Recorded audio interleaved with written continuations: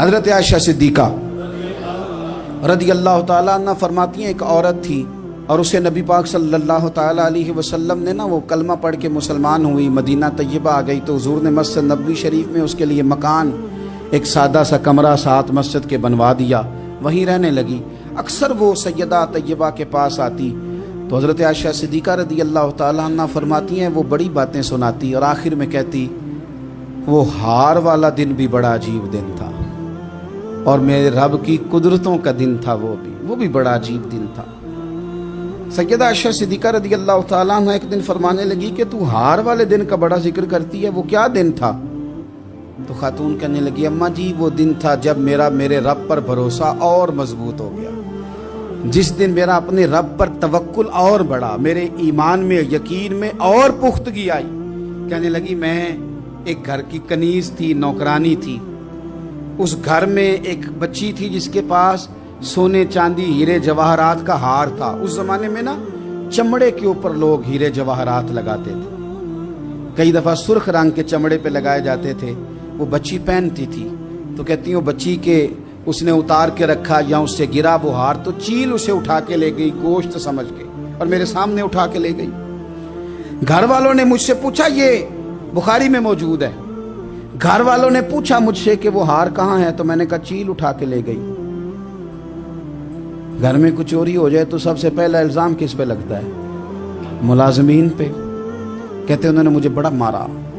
بڑی تکلیف تھی، حتیٰ کہ میری شرمگاہ تک کی تلاشی،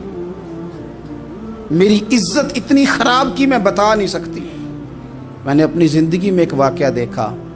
ایک امیر گھر میں چوری ہو گئی، ملازم کو اتنا مارا کہ وہ چارپائی پہ پڑ گیا، پولیس والوں سے اتنی مار پروائی گئی کہ وہ بیچارہ چارپائی پہ پڑ گیا اور پھر وہ اتنا بیمار ہوا اور کچھ دنوں کے بعد پتہ چل گیا کہ چور تو اپنا بیٹا ہے ان کا، پھر اس کا انتقال ہو گیا۔ اب وہ سیٹھ صاحب اور گھر والے آ کے نا مرنے والے کے کان میں معافیاں مانگ رہے ہیں، کان میں۔ تو میں نے ان سے پھر کہا تھا کہ یہ تو اب چلا گیا ہے، تمہارا زور چلتا تھا نا تو تم نے قانون خریدا اور تم نے اسے جتنا ہو سکا تم نے اسے مار پڑوائی، تمہارے پاس جو عدالتیں تھی تم نے وہاں کارروائی کی، اب ایک عدالت قیامت کے دن لگے گی۔ یہ کمزور تھا نا، کچھ کر نہیں سکا۔ میرے نبی پاک صلی اللہ علیہ وسلم نے فرمایا سن لو، اگر سینگ والی بکری نے بغیر سینگ والی بکری کو تکلیف دی ہوگی نا تو قیامت کے دن اسے بھی بدلہ دینا پڑے گا کہ تیرے پاس سینگ تھے اور تو نے اسے مارا تھا۔ وہ خاتون عرض کرتی ہے سیدہ عائشہ کی خدمت میں کہ مجھے بڑا مارا، مجھے تکلیف دی، میں کہہ رہی تھی کہ میرے سامنے چیل لے گئی ہے پر وہ نہیں مان رہے تھے، اماں جی انہوں نے مجھے بڑا مارا۔ حضرت عائشہ صدیقہ کہتی ہیں پھر کیا ہوا؟ کہنے لگی اماں جی جب کوئی میرا مددگار نہ رہا، مجھے تکلیف دے رہے تھے، رسوا کر رہے تھے، تو میں نے اپنے رب سے مدد چاہی، میرے رب کی طرف میں نے توجہ کی، میں نے کہا مالک اب تو ہی میرا مددگار ہے۔ کہتی ہے وہ مجھے مار رہے تھے تو وہ چیل جو ہار لے گئی تھی وہی لے کے واپس آ گئی اور ہمارے سروں کے قریب لا کے اس نے جب اس ہار کو پھینکا